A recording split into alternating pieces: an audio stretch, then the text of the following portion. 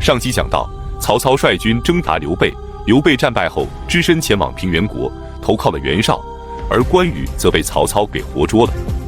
曹操为了感化他，任命他为偏将军，并且赠送给他马匹和衣袍，以及大量的金银财宝。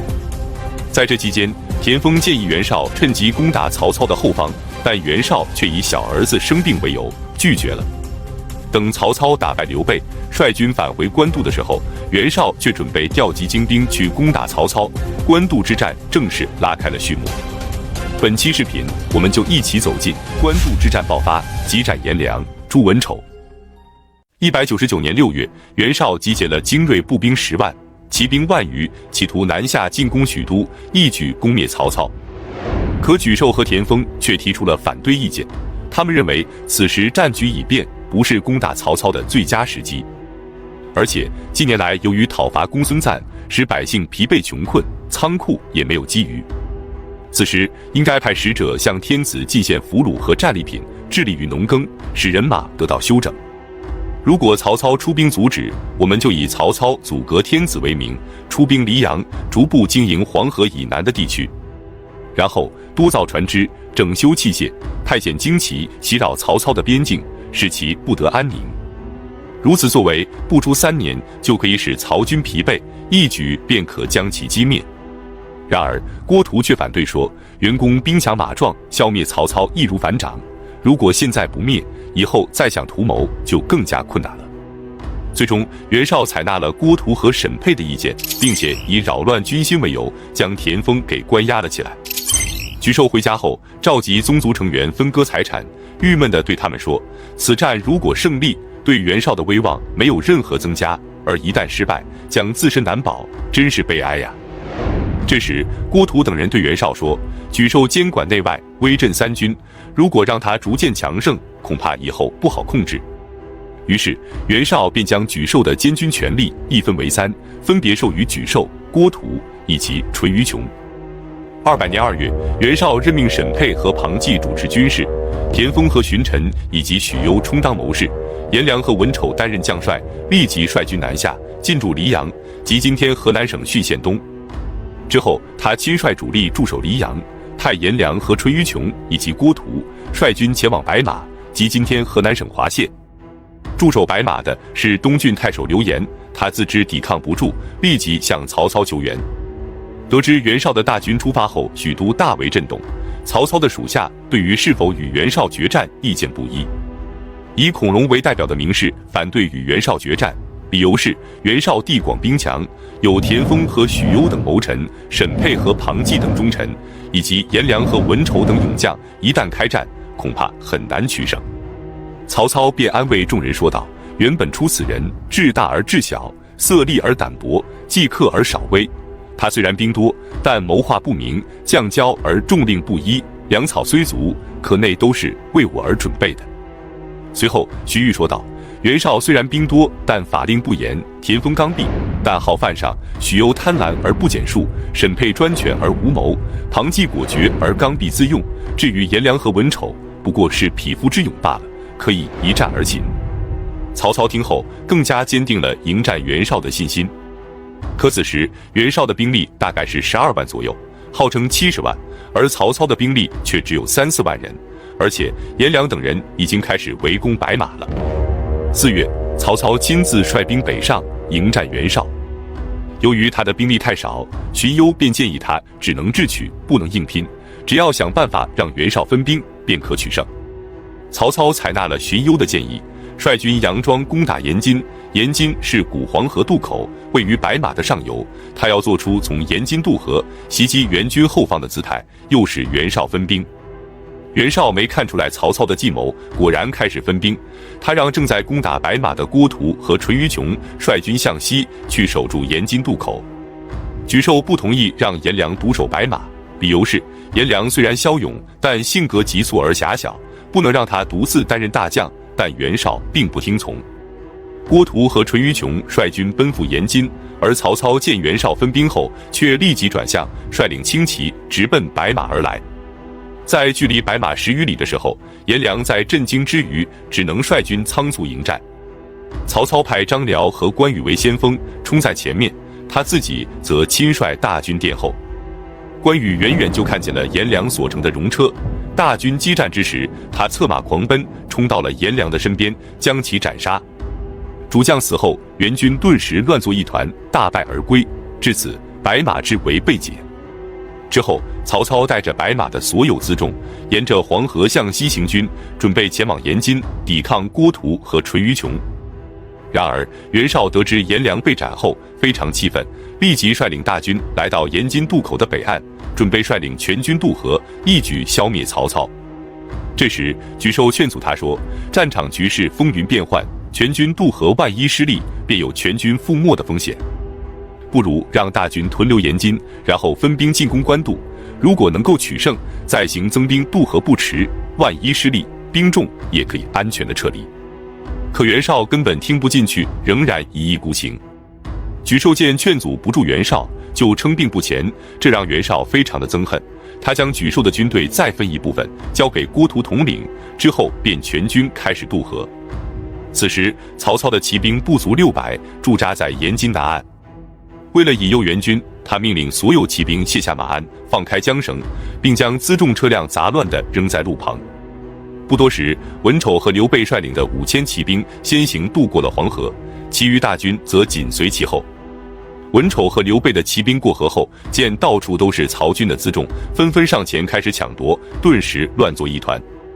这时，曹操突然下令发起攻击，徐晃等人翻身上马，立即向援军冲去。援军被打得措手不及，顿时大乱。混乱之中，主将文丑被杀，援军数千人被俘。在《三国演义》中，罗贯中将诛杀文丑的功劳归于关羽，美化了关羽的形象，但正史之中并无此记载。文丑是在乱军之中被斩杀的。之后，曹操主动撤军，继续扼守官渡。他上奏汉献帝，封关羽为汉寿亭侯。可这时，关羽已经得知刘备就在自己的对面，投靠了袁绍，于是他挂印封金，离开曹操去找刘备去了。那么，在之后的战役中，曹操和袁绍分别使用什么战术？官渡之战的最终结局是怎样的呢？我们下期接着讲述。上期讲到，在白马和延津之战中，颜良和文丑被杀之后，曹操主动撤军官渡，准备在这里迎击袁绍。官渡之战的最后对决由此开始。本期视频，我们就一起走进3维地图讲解之官渡之战。袁绍虽然出战失利，损失了2员大将以及数千士卒，但依然在兵力和粮草上占据着绝对优势。7月，袁绍集结大军进攻杨武，即今天河南省原阳县东南。此时，沮授对袁绍说：“我方兵力虽多，但不及曹军勇猛，可曹军的粮食和物资不如我们充分。如果速战速决，反而对曹军有利，所以我们应该缓慢进攻，消耗曹军。”但拥有绝对优势的袁绍只想和曹操正面对决，因此再一次拒绝了沮授的建议。8月，袁绍的大军连营而进，依靠着沙堆做营寨，东西连绵数十里，开始向官渡进逼。曹操的兵力较弱，而且粮草不足，无法出营与援军决战，只能分兵坚守，伺机而动。袁绍见曹操固垒而守，便堆土围山，土山上构筑楼橹，让士兵们从土山上向曹营射箭。曹军制作了可以抛石的霹雳车，发射石头击毁了援军的楼橹。接着，援军开始挖掘地道，准备从地下偷袭曹营。曹军则在营内挖掘长堑以抗衡，粉碎了援军的计策。就这样，双方在官渡一直僵持着，难分胜负。可是久战之下，曹操的处境却极为困难。到了9月，曹操的军粮已经快要耗尽了，士卒也非常的疲惫，曹操几乎失去了继续坚守下去的信心。于是他给荀彧写信商议，准备退守许都。荀彧立即给曹操回信说，现在是决定天下大事的关键时刻。当年刘邦和项羽对战鸿沟，双方都不肯先退，因为先退的一方必定会处于被动。你已经以敌方1/10的兵力阻挡住他们半年有余了，敌人的锐气已经枯竭，情势已然明朗，不久就会发生重大的转变，这正是出奇制胜的时机，千万不可坐视啊！曹操这才坚定了信心，采纳荀彧的建议，继续坚守待机，同时加强防守。10月，袁绍从河北运来粮草10000余车，派大将淳于琼率领万余人马沿途护送。到了夜晚，他们在距离袁绍大营40里处的乌巢驻扎。乌巢即今天河南省延津县僧固乡东史固村。这时，沮授建议应该再派一支人马驻扎在乌巢的外侧，形成犄角之势，以防曹军偷袭。但袁绍不听。许攸献计说，曹军集结官渡，后方必定空虚，可以派一支轻骑偷袭许都。这样一来，曹军首尾不能相顾，进而可以取胜。可袁绍不屑一顾地说道：“没那个必要，我一定要在此擒获曹操。”就在这时，由于许攸的家人犯法，曹操的转机终于来了。许攸字子远，南阳郡人，即今天河南省南阳市人。年轻的时候，他与袁绍和曹操都是好友。袁绍逃往冀州后，他跟随袁绍来到冀州，并成为其谋士。正当他跟随袁绍与曹操交战的时候，他的家人却犯了法，留守邺城的沈佩立即将许攸的妻儿逮捕。许攸知道后大怒，立即背叛袁绍，连夜投奔了曹操。曹操听说许攸前来，高兴的连鞋子都来不及穿，光着脚跑出去迎接，连连说道：“子远前来，我的大事就可成了。”他请许攸入座后，许攸问道：“曹公的军粮还可以撑多久？”曹操回答说：“足可支持1年。”许攸说：“你还是实话实说吧。”曹操一愣，笑着说：“其实只够支撑半年了。”许攸摇摇头，慢慢地说道：“难道曹公不想打败袁绍吗？为何不给我实话实说呢？”曹操叹息一声说道：“其实我的军粮只剩下本月的分量了，不知子远可有破敌之法？”这时许攸才献计说：“如今曹公你孤军独守，既无援军，亦无粮草，此乃危急存亡之际。现在援军的粮草存于乌巢，虽然有士兵把守，但防守较弱。只要你派遣轻兵偷袭乌巢，烧毁其粮草，不出3天，援军必败。”曹操听后大喜。10月的一天夜晚，他留下曹洪等人防守官渡大营，他自己则亲率5000骑兵从小路直奔乌巢。为了掩人耳目，他让士兵穿上援军的衣服，打着援军的旗帜，任贤枚、马果提拿着柴草向乌巢进发。途中遇到援军，援军见装束是自己人，便轻易地放走了。就这样，曹操率军顺利地到达了乌巢。之后围住援军的辎重，四面放火，顿时间浓烟四起，火光冲天，援军乱作一团。曹操率军发起猛攻，双方展开了激战。等到天色渐亮的时候，淳于琼终于看清了曹军不过只有几千人，于是他迅速整顿军队，在营外摆开阵势迎敌。曹操再次发起猛攻，淳于琼抵挡不住，只好退守营寨。可曹操仍然奋战不止，他必须速战速决，万一袁绍的援军赶到，后果则不堪设想。当袁绍得知曹操偷袭乌巢后，却并不打算救援乌巢，而是准备围魏救赵，派张合和高览率领重兵直接去攻打曹操的大营。张合领命后给袁绍建议说，曹军英勇善战，如果不派兵救援，那他们一定会击溃淳于琼，一旦淳于琼失败，将军的大业可就危险了。但郭图却反对说，我军攻打曹操的大营，曹操肯定会回军救援，这样淳于琼的危难不就自动解除了吗？张合反驳说，曹操的营盘坚固，短时间内肯定攻不下来，如果淳于琼等人被俘，军心必然涣散，我们也有可能失败。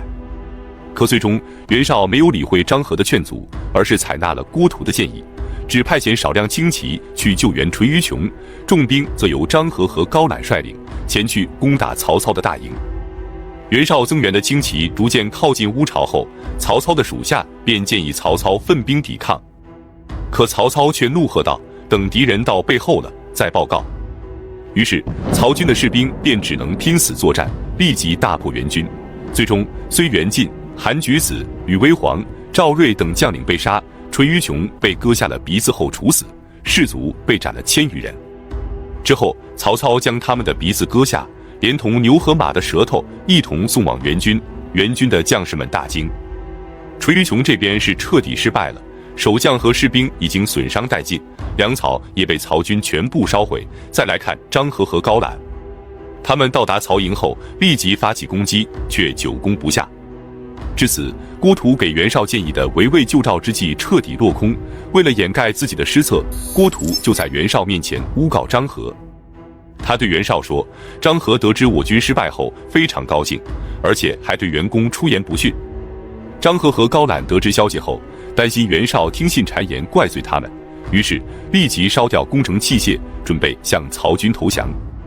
当时曹操还在乌巢没有回营，防守曹操大营的是主将曹洪以及谋士荀攸。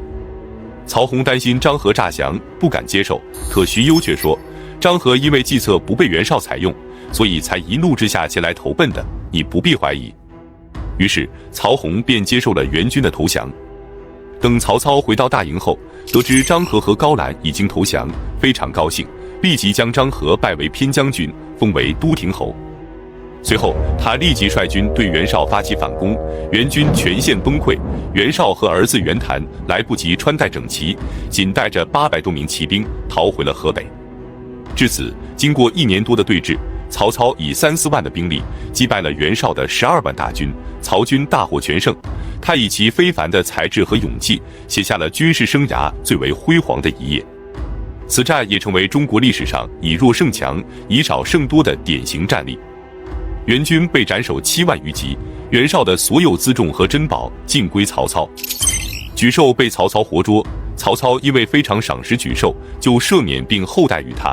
可沮授不肯投降曹操，一直想返回邺城，最终被曹操杀害。曹操在清点袁绍书信的时候，发现自己的部下很多都勾结袁绍。曹操将这些信件全部烧毁，并且说道：“袁绍强大的时候，连我都不能自保，何况众人呢？”袁绍逃回河北后，后悔不用田丰之言，可庞纪却继续诋毁田丰，最终田丰被袁绍杀害。之后，冀州发生叛乱，袁绍只能率军平定，从此实力大减，再也不是曹操的对手了。而曹操击败袁绍后，则为统一北方奠定了基础，北方再也无人能和曹操抗衡。本期视频就到这里，感谢观看，下期再见。公元200年，曹操和袁绍正在官渡激战的时候，孙策却准备趁机袭击许都，迎取汉献帝。然而，广陵太守陈登却秘密地联络山贼严白虎，准备对孙策发起袭击。孙策只好率军去征伐陈登。当他走到丹徒的时候，却被许贡的奴客给刺杀了。本期视频，我们就一起走进孙策遇刺身亡及孙权临危受命。孙策率军来到丹徒，准备从这里渡江去攻打广陵太守陈登。渡江之前，他需要在此等候粮草。闲暇之余，他便经常外出打猎。4月4日，他再次前往丹徒山打猎。丹徒山即今天江苏省镇江市的乳山。他骑的是一匹快马，将护从骑兵远远地甩在了后面。然而他没有意识到，一场灾难却即将来临。当他到达丹徒山的时候，突然前面出现了3个人挡住了去路。孙策见来者不善，便大声地问道：“你们是什么人？”对方回答说：“我们是韩当的士兵，正在这里设路。”孙策怒斥道：“韩当的士兵我全部认识，为何从来没有见过你们？”说完便射出一箭，其中的1人应声倒下。剩下的2个人见事情败露，恐慌之下连忙弯弓搭箭。孙策躲闪不及，竟然被射中了面颊。就在这时，孙策的护卫们终于赶到了，他们万箭齐发，2名刺客顿时被射成了刺猬。众人见孙策面部受伤，流血不止，连忙将他送回大营，找来大夫疗伤。那么这3名刺客到底是什么来头呢？这就不得不提我们之前讲过的吴郡太守许贡。当年孙策打败刘繇后，让朱质从钱塘出发去进攻吴郡。吴郡太守许贡在游泉迎击，结果不敌朱质，战败后投奔了山贼严白虎。之后他给汉献帝上书说，孙策枭雄异常，就如当年的项羽一样，朝廷应该立即将他召回京城，如果让他置身于外地，必定会成为祸患。然而他的奏章并没有送到许都，而是被孙策的毅力给截获了。孙策看后大怒，立即将许贡召来讯问。许贡辩解说并不是他写的，但孙策不肯相信，随即命令武士将其绞杀。许贡死后，他的小儿子和奴客们则逃往长江边，潜藏于民间，准备给许贡报仇。就这样，纵横江东的小霸王竟然栽在了3个无名小辈之手。孙策被带回军营后，发现伤势非常严重，已无法医治。他自知不久于人世，于是连忙派人请来张昭等人，准备托付后事。他说：“中原正在大乱，而我们则可以凭借吴越的兵众以及三江的险固，足以坐山观虎斗。你们一定要好好的辅佐孙权。”接着，他对张昭说：“如果我的弟弟孙权不能胜任，你便可以取而代之；即使不能胜利，也可以慢慢西归，没什么可顾虑的。”之后，他召来弟弟孙权，对他说：“率领江东兵众，决战于2镇之间，横行争衡天下。你不如我，但举贤任能，使其各尽其心，用以保守江东。我不如你。”说完，便把印绶交给了孙权。当晚，孙策因为伤势过重身亡，时年26岁。从此，江东小霸王退出了历史舞台，继承江东大业的重任便交到了孙权的手中。这一年，孙权年仅19岁。孙权为人性度宏朗，人而多断，崇尚侠义，喜欢蓄养贤才。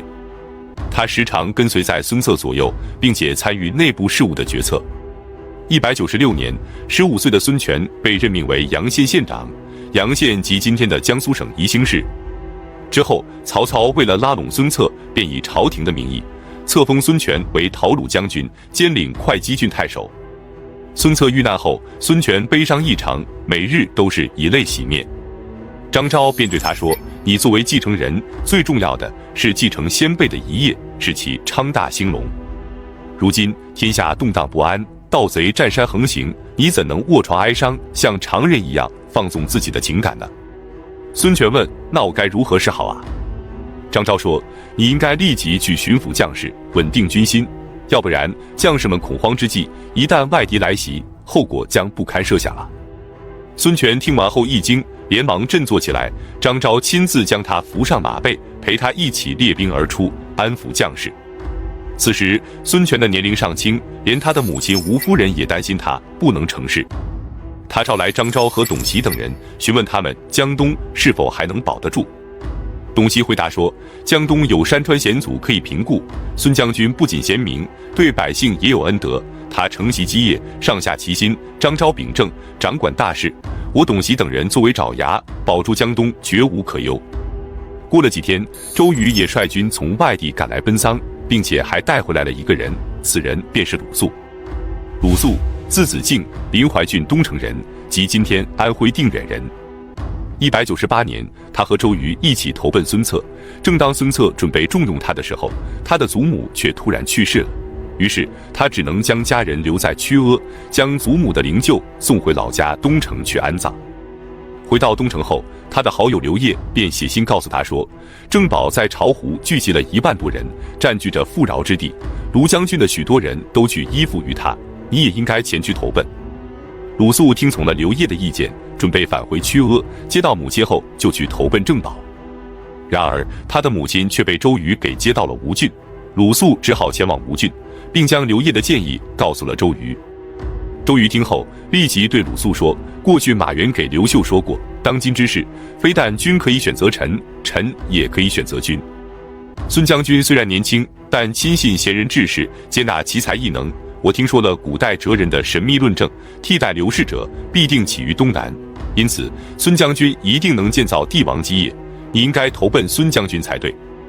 就这样，鲁肃听从了周瑜的劝告，放弃了投靠郑宝的念头。他们来到丹徒后，周瑜立即向孙权推荐了鲁肃。孙权问他，当今汉室如大厦将倾，四方纷乱不断，我继承父兄创立的基业，希望能建立齐桓公和晋文公那样的功业，请问有何良策？鲁肃回答说，当年汉高祖也想尊崇义帝，但并没有成功，因为义帝被项羽给杀害了。现在曹操就是过去的项羽，所以将军你怎么可能成为齐桓公和晋文公呢？以鲁肃的私见，汉朝已不可复兴，曹操也不可能即刻就能除掉，因此将军只有鼎足江东，以观天下形势。北方正是多事之秋，你正好可以趁机剿除黄祖，进伐刘表，占据长江以南的广大地区，然后建号称帝，进而夺取天下，建立汉高祖之大业啊！孙权听完连忙说道，我只希望能辅佐汉室而已，你所说的非我所能及呀。从此，孙权对鲁肃非常的器重。张昭认为鲁肃不够谦虚，多次非议和诋毁他，可孙权却对鲁肃十分信任。同时，孙权对张昭也格外的厚待，任其为长史。对待周瑜更是不同，给周瑜赏赐的东西没有哪个将领可比。至此，张昭为文臣领袖，周瑜为武将之魁。孙权待张昭以师父之礼，待周瑜以兄礼，以程普和吕范等为心腹将帅。之后，广招贤才，聘求名士，诸葛瑾、严峻、布置、陆逊、徐盛、顾雍、顾绍等人都被他招至麾下。其实，孙策去世之时，江东的形势非常严峻。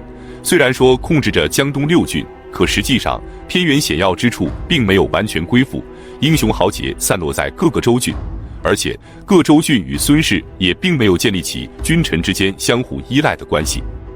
更何况孙权掌权的时候年纪太轻，根基也不稳，导致不肯服从的人相互勾结，图谋造反者甚多。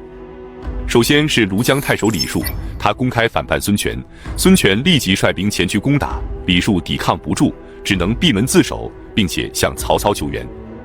然而曹操并没有派兵救援，宛城的粮食耗尽后，城中百姓只能吞噬泥丸来充饥。最后孙权攻破宛城，斩下了李树的首级。其次，不服从孙权的还有孙氏的宗亲。庐陵太守孙福是孙坚长兄孙羌的次子，也是孙策和孙权的堂兄。他担心孙权没有能力守住江东，便派遣使者与曹操暗中来往。孙权得知后对孙福说，兄弟之间如果有不愉快就说出来，何必要找外人掺和呢？然而孙福否认此事，直到孙权将他与曹操的书信拿出来，孙福才惭愧地无言以对。之后，孙权杀掉孙福的所有近臣，将他流放到东部幽禁。数年之后，孙福去世，孙福的儿子孙兴、孙昭、孙伟、孙欣都依次取得了官职。孙浩是孙坚之弟孙敬的长子，时任定武中郎将，屯守乌城。孙策遇害后，他准备攻打会稽郡，然后自立，最后在于帆的劝说下才主动放弃。丹阳太守孙毅是孙坚的第3子，孙策和孙权的亲弟弟。孙策死后，孙毅的部下归览、戴元以及边洪密谋叛变，他们不仅杀害了孙毅，还准备将丹阳郡送给曹操，最后全被孙权给诛杀了。除此之外，豫章郡和会稽郡的数万山岳盗匪也伺机作乱，最后都被孙权剿灭。至此，他终于稳住了江东的局势，并将父兄打下的基业继续发展壮大。本期视频就到这里，感谢观看，下期再见。官渡之战后的第3年，即202年5月43公，占据着4州之地的袁绍因病去世。那么袁绍死后，他的基业由谁来继承呢？曹操趁机攻打邺城，能够取胜吗？本期视频我们就一起走进袁氏内乱及曹操攻打邺城。袁绍共有3个儿子，长子袁谭为人聪慧，次子袁熙才能平平，幼子袁尚容颜俊美，而且袁尚的母亲刘氏深受袁绍的喜欢，因此袁尚便受到了袁绍的偏爱，并且有意让他继承自己的官爵。为了能让幼子袁尚顺利接班，他将长子袁谭过继给了王兄袁基，并让袁谭出任青州刺史，让次子袁熙出任幽州刺史，唯独将幼子袁尚留在了自己的身边。然而直到他去世之前，也没有将继承人最终确定下来。于是当他去世之后，属下的谋臣和将领们便开始选边站队。辛平和郭图等人亲近长子袁谭，而且按照嫡长子继承制，也应该由袁谭来继位。可庞纪和沈佩等人由于骄纵奢侈，一直不受袁谭的待见，因此他们担心袁谭继位后会加害自己，于是就伪造了袁绍的遗命，拥戴袁尚为继承人。当时袁谭远在青州，得知父亲去世后，连忙赶往邺城。然而走到半路时，却得知袁尚已经继位，并且下令不准他前往邺城奔丧。袁谭愤怒不已，只能率军进驻黎阳，自任车骑将军。他对于袁尚的继位心有不甘，可又无可奈何，因为兵权已经掌握在了袁尚的手中。如果他要和袁尚争斗，就必须拥有更多的兵力，于是他便心生一计。他当时驻扎在黎阳，黎阳在黄河边上，只要过了黄河就可以攻打曹操。而袁绍的去世与官渡之战的失败有着直接的关系，因此曹操就是他们的杀父仇人。袁谭派人前往邺城，告诉袁尚说，他准备渡河去攻打曹操，为父报仇，希望袁尚能给他支援兵力。对于这个理由，袁尚没有办法拒绝，只能给袁谭增兵。当然，他也明白袁谭一旦得到兵力，势必会反过来攻打自己。于是他答应给袁谭增兵，但是增援的兵力非常之少，而且为了防止万一，他还让庞纪亲自率军前往。袁谭见袁尚给他的兵力如此之少，根本没办法与曹操抗衡，于是再次派人请求增兵。可袁尚也不是傻子，他明知袁谭攻打曹操是假，对付自己是真，怎么可能再给他增兵呢？这让袁谭非常的气愤，一怒之下便将庞纪给处死了。从此兄弟俩彻底反目。就这样，袁氏兄弟俩明争暗斗，袁谭率领着少量兵力驻守黎阳，可黎阳是通往邺城的门户。虽然他以攻打曹操为借口向袁尚请求更多的兵力，可曹操却不可能让他守住黎阳。202年9月，曹操率领大军前往黎阳，袁谭自知不是曹操的对手，连忙向袁尚告急。袁尚此前不肯给袁谭增兵，是担心袁谭反过来对付自己，可现在曹操率领大军前来，情况就不一样了。一旦曹操打败了袁谭，接下来便可直取邺城，因此黎阳坚决不能丢，只能给袁谭增兵。可是如果直接将大军交给袁谭指挥，袁谭打败曹操之后，必定会率军前来攻打自己。最后他决定留下沈沛把守邺城，他自己则亲率大军前去支援袁谭。同时他命令滨州刺史高干、南匈奴单于呼出权也发兵攻打曹操的地盘。